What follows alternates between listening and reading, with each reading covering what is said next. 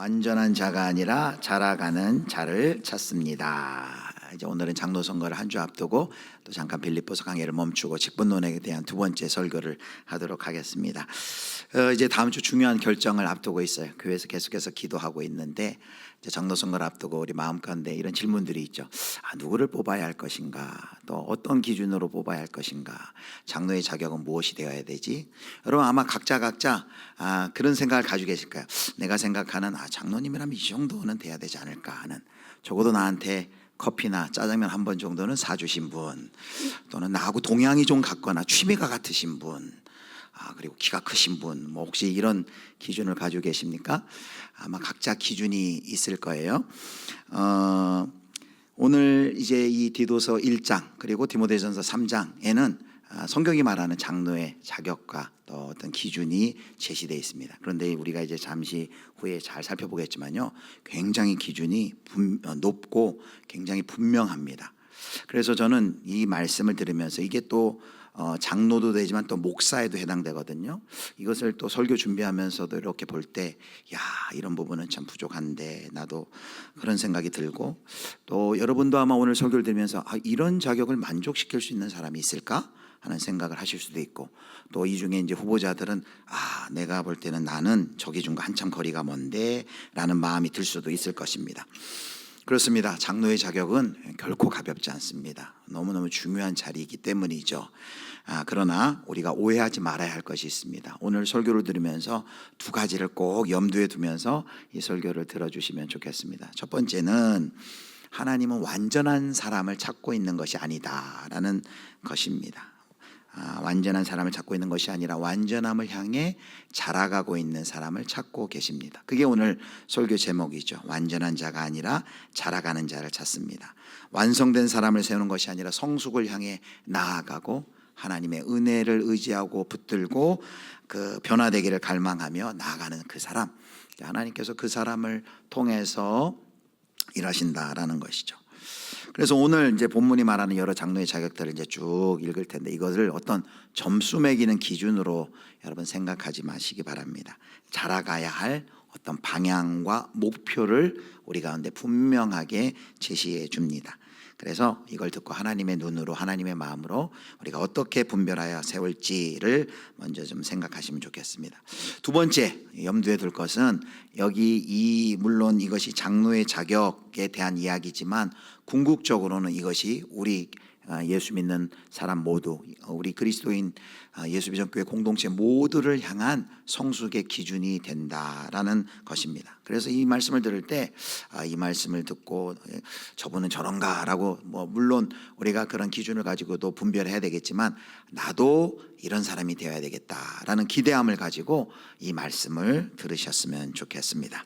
자, 그럼 지금부터 이제 본문으로 들어가서 어떤 기준을 성경은 제시하는지를 살펴보겠습니다. 먼저 5절입니다. 자, 5절 말씀 같이 읽겠습니다. 내가 너를 크레대에 남겨둔 이유는 남은 일을 정리하고 내가 명한 대로 각성의 장로들을 세우려 하려 함이니.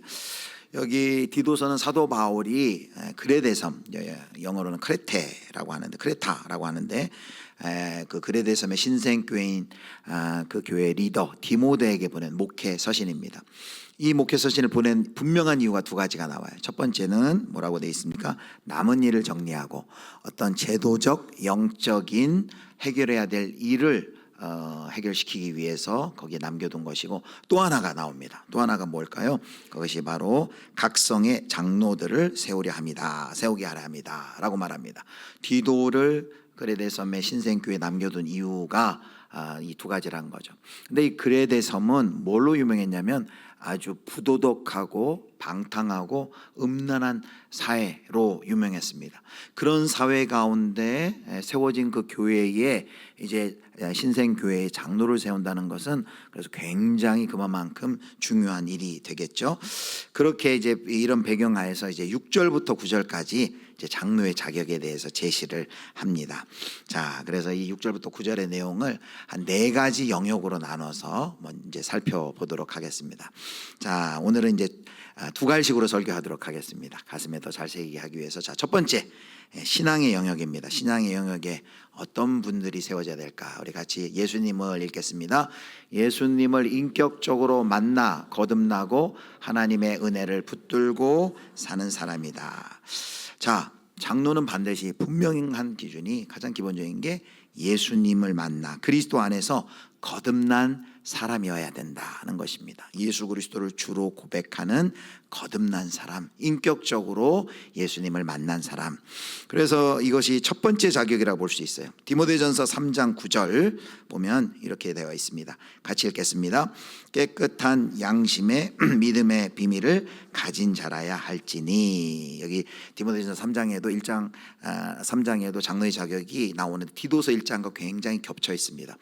여기 디모데전서 3장 9절에는 뭐라고 얘기합니까? 이제 믿음의 비밀을 가진 자라고 얘기를 하는데, 믿음의 비밀을 가진 자가 누구예요?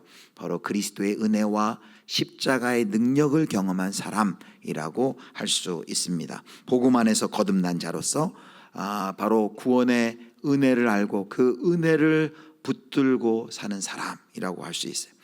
어떻게 보면 당연하겠죠. 한 교회의 지도자로 장로로 선다면 예수 그리스도를 주로 고백하고 거듭나야 하겠죠. 당연한 듯 하지만 이것이 왜 이렇게 제시가 됐을까요? 당연하지 않는 경우도 왕왕 있다는 거예요. 옥하는 목사님 생전에 살아계실 때 했던 그 제자훈련 강의에서 제가 이런 말을 들었어요. 옥 목사님이 직접 제자훈련할 때 장로님들하고 했는데, 장로님 중에서 그 가운데 그 제자훈련 시간에 거기서 영접 기도를 하신 분이 있다는 얘기를 들었어요. 복음을 제대로 들은 기회가 없었던 것이죠. 그리고 복음을 인격적으로, 그래서 예수 그리스도를 나의 구주로 그렇게 고백한 경험이 없이 장로로 그렇게 세워진 경우가 정말로 있다는 거예요. 자, 그러면 어떤 일이 벌어질까요? 그래서 우리가 첫 번째는 먼저 예수 그리스도를 주로 고백하는 거듭난 그리스도인, 하나님의 은혜를 붙들고 사는 사람, 이것이 첫 번째 기준이 될 수 있습니다. 두 번째는 이제 가정의 영역이라 할 수 있는데요. 가정의 영역에서 보겠습니다. 우리 가정의 영역, 아내를 같이 있습니다. 아내를 사랑하고 자녀를 말씀 안에서 양육하는 사람이다. 양육하는 사람. 그래서 디모데전서 3장식으로 얘기하면 집을 잘 다스리는 사람이라고 할 수 있습니다. 자, 디도서 오늘 1장 6절 말씀 같이 보겠습니다. 우리 호산나 찬양대가 6절 같이 읽겠습니다. 책망할 것이 없고 한 아내의 남편이며 방탕하다는 비난을 받거나 불순종하는 일이 없는 믿는 자녀를 둔 자라야 할지라. 자, 디모데전서 3장 4절 5절 비슷한 기준을 제시해요. 자, 4절 5절 보겠습니다. 제가 읽겠습니다. 자기 집을 잘 다스려 자녀들로 모든 공손함으로 복종하게 하는 자라야 할지며. 5절 사람이 자기 집을 다스릴 줄 알지 못하면 어찌 하나님의 교회를 돌보리요. 자, 그래서 디모데전서 지금 3장 6절 7절이나 4절 5절이나 디도서 1장 6절에는 장로로 세워질 사람의 가정에서의 모습을 말하고 있습니다. 왜 교회에서만 잘하면 되지, 굳이 가정에서의 이런 모습까지 제시하고 있는 것일까요? 왜냐하면 가정에서 진짜 모습이 드러나기 때문입니다. 숨길 수가 없어요. 가정에서는 다 보고 있습니다. 가정은 첫 번째 목회 현장이죠. 장로가 가정을 잘 다스리지 못하면 교회를 잘 다스릴 수 없는 것이죠. 여기 다스린다라는 것은 무슨 통제한다, 군림한다 그런 말이 아니라 잘 돌보고 섬긴다라는 뜻이 있어요. 자, 여기 책망할 것이 없는 하고 이제 6절에 나왔는데, 여기 책망할 것이 없는은 완벽한 사람, 무결점한 사람 그런 의미가 아니에요. 공동체 내에서 공적 비난의 여지가 없는 삶의 태도를 얘기합니다.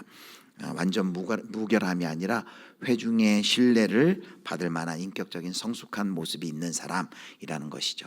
자, 그렇게 책망할 것이 없는 사람이라고 할 수 있는데, 구체적으로 거기 뒤에 뭐라고 되냐면 한 아내의 남편이다라고 말합니다.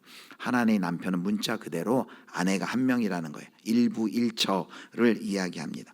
그런데 지금 그레데 섬의 그 도덕적 타락의 상황을 살펴본다면 한 아내의 남편이다라고 말하는 것은 성적인 순결과 혼인관계에 대한 신실함까지를 포함한 의미입니다. 또 뒤에 보면 이제 자녀들에 대한 이렇게 얘기하죠. 믿는 자녀를 둔 자라야 한다. 이게 믿는 자녀를 둔 자라는 것은 자녀가 구원받아야 한다. 구원받았어야 한다. 자녀의 구원을 뜻하기보다는 바로 자녀를 신앙 안에서 기도하며 훈육하고 양육하는 그 책임, 그것을 말하고 있는 것입니다.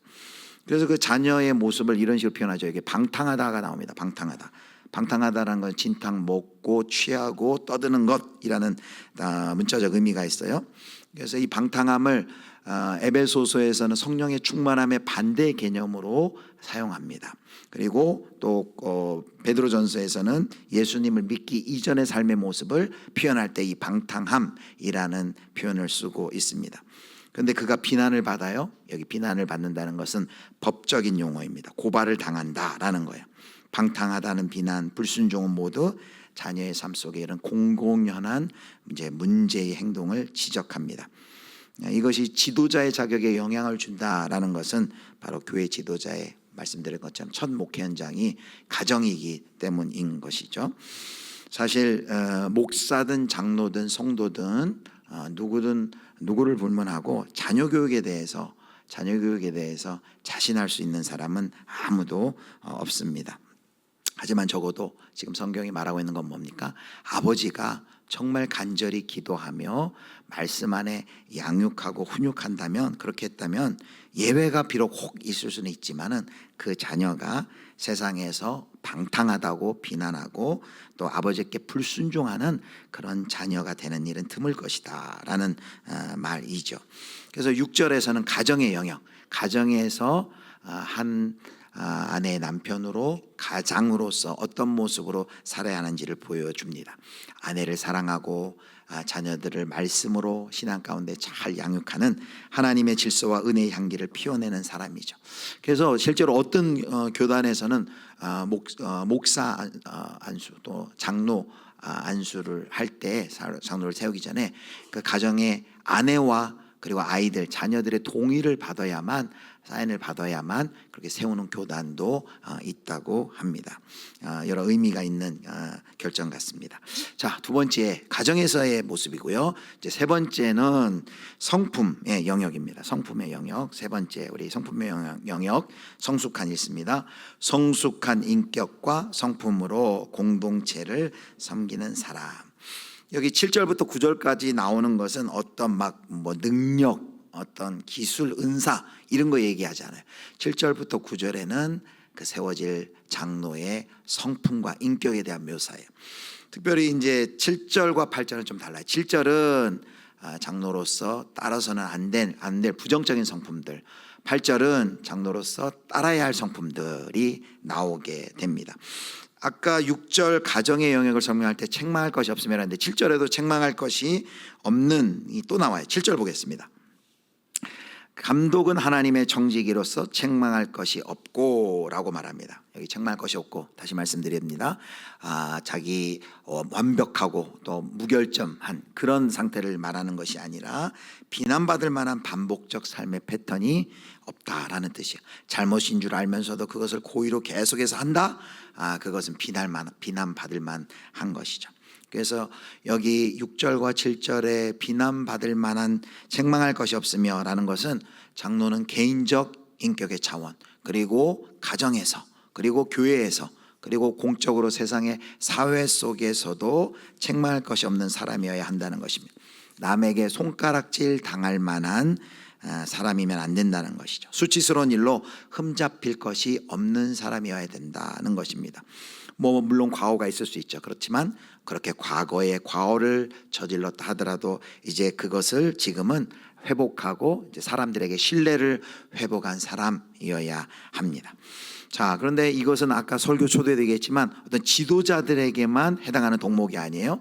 이제 우리가 살펴볼 7절과 8절에 있는 여러 성품과 인격의 모습들은 우리 궁극적으로 그리스도인들이 이렇게 변화해야 되어야 될 방향과 모습입니다. 자, 그럼 한번 잘 살펴보도록 하겠습니다. 자, 이제 7절에 아까 어떤 표현이 있냐면 장로의 정체성을 뭐다? 한마디로 하나님의 청지기라고 말합니다. 하나님의 청지기. 여러분, 청지기가 뭐예요? 청지기는 주인을 대시해서 주인의 모든 것을 관리하는 사람이에요. 자신이 주인이 아니에요. 착각하고 자신이 주인인 양 모든 재산, 어떤 주인이 위탁한 것을 사용한다면 그것은 청지기로서 자격이 없고 큰 문제가 되겠죠. 하나님의 청지기가 바로 장로입니다. 그래서 하나님의 청지기 할 때 강조점은 어디에 있냐? 하나님에게 있습니다. 하나님의 청지기예요. 하나님이 주인이시고 하나님의 뜻을 따라야 하는 사람이 바로 장로라는 것이죠. 자, 하나님의 청지기로서 이런 모습은 안 됩니다 라고 말하는 7절에 5가지의 모습이 있어요. 자, 첫 번째는 제 고집대로 하지 않는다라고 말합니다. 고집대로. 이게 그냥 단순히 고집 세다 저 사람 그게 아니라 뭐냐면 어떤 결정을 할 때 자기 뜻대로 완고하게 또 거만하게 이런 뜻입니다. 성경의 원리와 부합되지 않음에도 불구하고 자기가 어떤 것을 선호한다고 그것을 밀어붙인다든지 자기의 경험 등을 근거로 의견을 고집하는 그런 모습들, 공동체적 결정을 독단적으로 결정하는 것, 그것이 자신의 고집대로 하는 것이죠. 그래서는 안 된다. 두 번째는 급히 분내지 아니하며 충동적 분노를 이야기합니다. 여러분, 우리가 충동적으로 분노할 때가 있어요. 대부분 그런 경우, 어떤 경우 충동적으로 분노하게 됩니까? 자기 뜻대로 상황이 돌아가지 않으면 그럽니다. 자기 중심적으로 상황이 이렇게 컨트롤 제어가 되지 않을 때 분노가 일어나게 됩니다. 그래서 자기 중심적으로 돌아가야 한다는 그 생각을 가지고 이렇게 화를 내는 것, 무조건 내 생각은 받아들여져야 해 라는 그런 오만한 생각 때문에 급히 화를 내는데 이러한 모습은 안 된다라고 말합니다. 자, 세 번째는 뭐냐면 술을 즐기지 아니하며 라고 말합니다. 여기 술을 즐긴다 이 표현은 술에 취한 또 술고래가 되는 술 마시는 버릇이 있는 이라는 뜻입니다. 그래서 술로 인해서 자기 자신의 자제력과 분별력을 잃을 정도로 취한 상태를 의미합니다. 이것은 이제 오늘 제일 마지막에 살펴볼 8절에 긍정적인 성품의 모습, 절제와 완전히 대조되는 그런 모습입니다. 자기 스스로를 통제할 수 없다면은 어떻게 교회 성도들을 섬길 수 있겠습니까? 그리고 성도들에게 자신의 삶을 본받으라고 할 수 있겠습니까? 특별히 여기 이 세 번째 술을 즐기지 아니한다라는 것은 그 당시에 편지를 받고 있은 그레테 섬의 상황을 굉장히 염두에 둔 거예요. 그들에게 그 술의 문제는 한마디로 중독 현상이었습니다. 일종의 탐닉과 중독의 형상이 크레테에 나타나고 있었던 것이죠.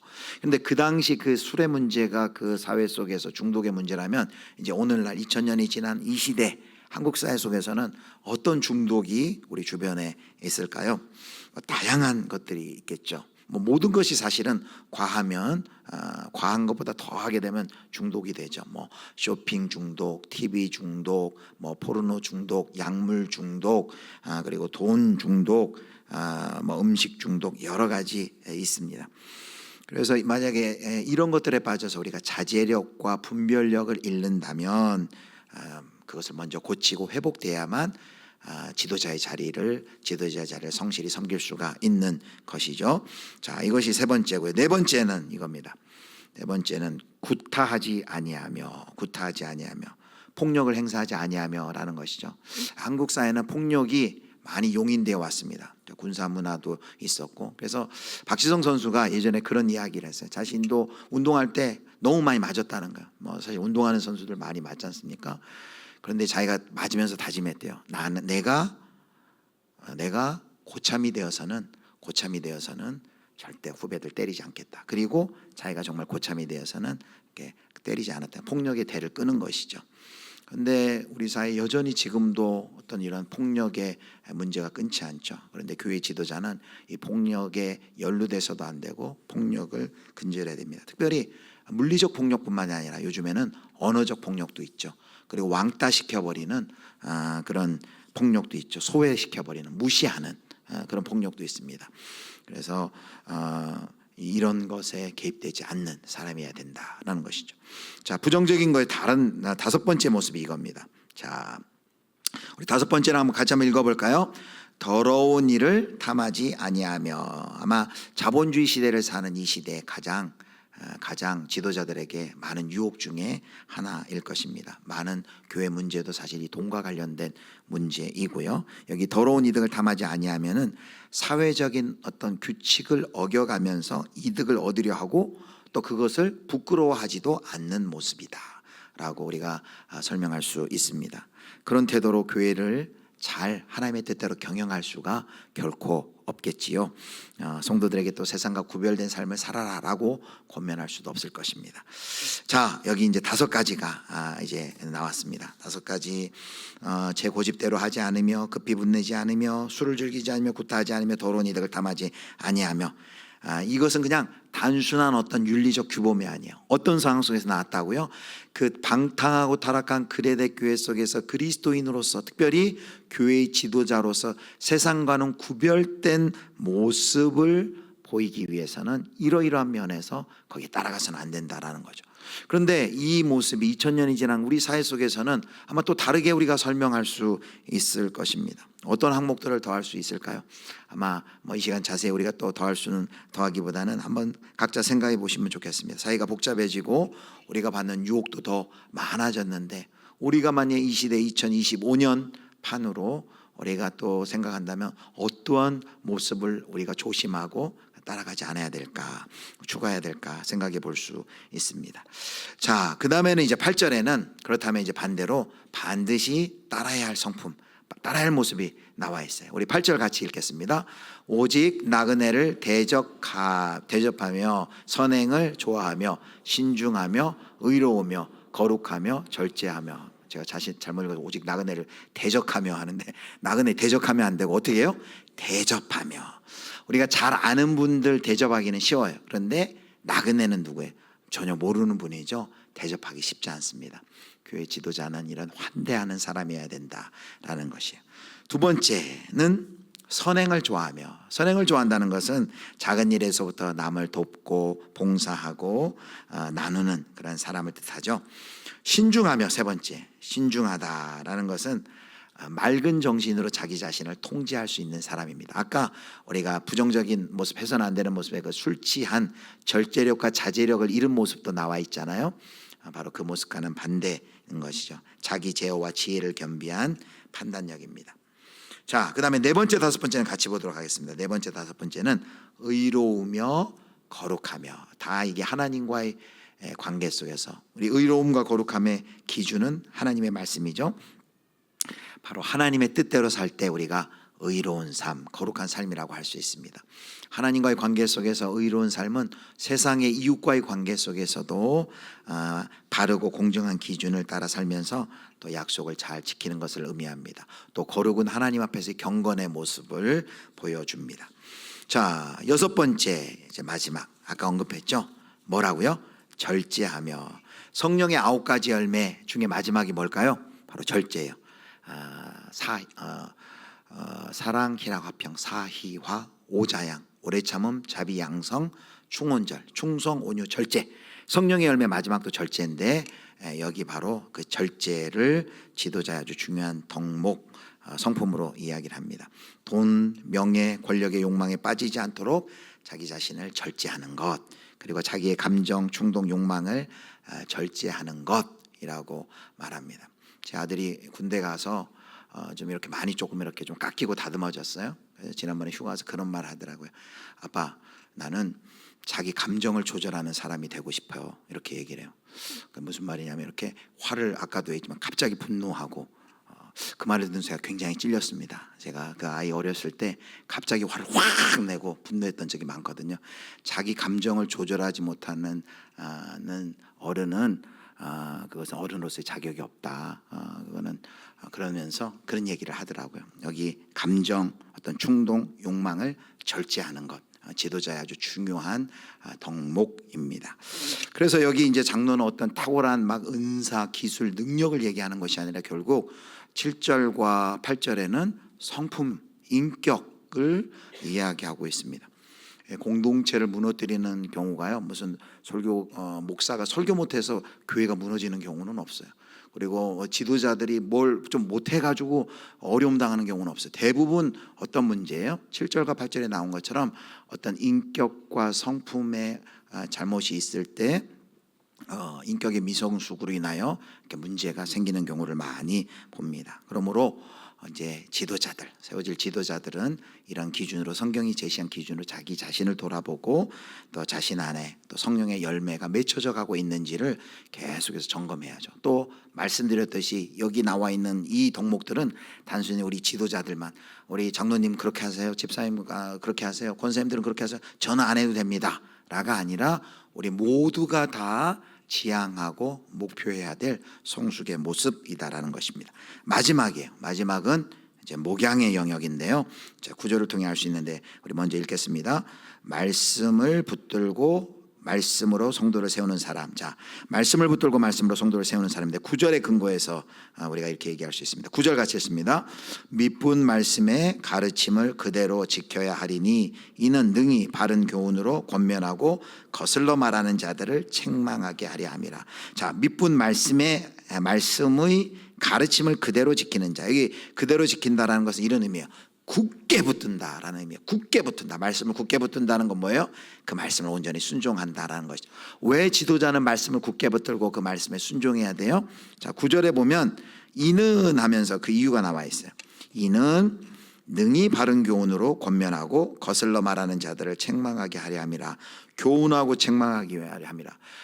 지도자가 목양하고 지도자로서 성도를 섬겨야 되는데 그러기 위해서는 먼저 자신이 본이 돼야 된다는 거죠. 말씀을 굳게 붙들고 지키고 순종할 때 비로소 이제 그 말씀의 기준, 말씀 위에 든든히 선 그 지도자가 성도들을 말씀으로 잘 권면도 하고 책망도 하고 양육하고 섬길 수 있다라고 말하는 것입니다. 그렇습니다. 우리 장로는 단지 사람을 잘 다루는 그런 사람이 아니라 여기 말씀을 붙잡고 그리고 말씀으로 공동체를 세워가는 사람입니다. 교회를 이끄는 힘은 어떤 경험, 행정, 인맥이 아니라 여기 말씀 앞에 말씀을 온전히 붙들고 그 말씀을 지키고 가르치며 바른 교훈으로 성도를 세우는 것이죠. 바로 그가 하나님이 찾으시는 지도자, 장로라는 것입니다. 자, 이제 말씀을 맺겠습니다. 자, 총정리 해볼까요? 1, 2, 3, 4 한번 보도록 하겠습니다. 신앙, 가정, 성품, 목양. 먼저 신앙의 영역 읽습니다. 예수님을 인격적으로 만나 거듭나고 하나님의 은혜를 붙들고 사는 사람. 가정 영역, 아내를 사랑하고 자녀를 말씀 안에서 양육하는 사람. 성품의 영역, 성숙한 인격과 성품으로 공동체를 섬기는 사람. 목양의 영역, 말씀을 붙들고 말씀으로 성도를 세우는 사람. 어떻습니까? 예, 이 기준을 볼 때 우리가 설교 처음에도 얘기했죠. 나는 부족해. 야, 이런 사람이 있을 수 있을까? 이렇게 생각할지 모릅니다. 누가 나는 이런 기준에 충분하니까 나를 세워주세요 라고 말할 수 있겠습니까? 그러나 우리가 이게 뭐라고요? 완벽한 이 완벽을 말하는 것이 아니라 목적과 방향을 향해 완전을 향해 나아가는 것을 이야기합니다. 지금은 이제 소천하셨는데 한국교회 보수신학의 아주 거장 신학자, 목회자, 목사님이 계십니다. 한국 보수신학의 레전드라고 할 수 있고요. 이분을 이름만 얘기하면 목사님들이 모르는 분이 없어요. 아마 성도님들도 말씀만 하면 다 아시는 분이에요. 근데 이분의 따님이 2015년에 책을 하나 썼습니다. 그 책의 이름이 목사의 딸이라는 책을 썼는데 이제 그 아버님이 돌아가신 지 한 27년 지나서 그 책을 냈어요. 근데 부제에 이렇게 돼 있어요. 하나님의 종이라는 이름 뒤에 감춰진 슬픈 가족사. 그리고 그 내용이 무엇인 줄 아십니까?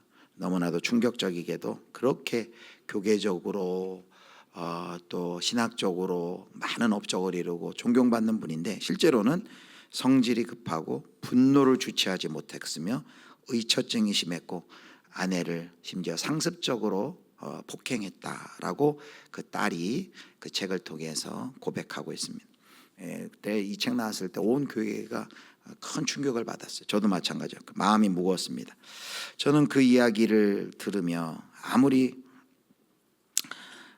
위대한 신학자 목사라도 죄 앞에 자유로울 수 없으며 우리 모두는 하나님의 은혜 없이는 버틸 수 없는 연약한 인생이다라는 것을 다시 한번 깨달았습니다. 사랑하는 성도 여러분, 지도자에게 요구되는 삶은 흠 하나 티끌 하나 없는 죄 없는 삶이 아닙니다. 죄에 대해서 오히려 민감하고 그리고 회개하며 우리가 죄를 지을 수 있죠. 그럴 때 회개하며 성령 안에서 성화의 길을 걷는 삶입니다. 그래서 오늘 설교의 제목처럼 하나님은 완벽한 자를 찾는 것이 아니라 완전함을 향해, 목표를 향해 지금도 자라가고 있는 사람, 자신의 부족함을 알고 하나님의 은혜를 구하면서 성숙을 향해 한 걸음 한 걸음 발걸음을 떼고 있는 사람을 찾고 계십니다. 연약하지만 말씀을 꼭 붙들고 있는 사람, 부족하지만 자신을 쳐서 복종시키는 자, 그가 바로 하나님의 교회를 섬기기에 합당한 지도자인 줄 여러분 믿으시기를 축복합니다. 이제 오늘 우리는 하나님께서 어떤 사람을 교회 지도자로 세우길 원하시는지 기준을 살펴봤습니다.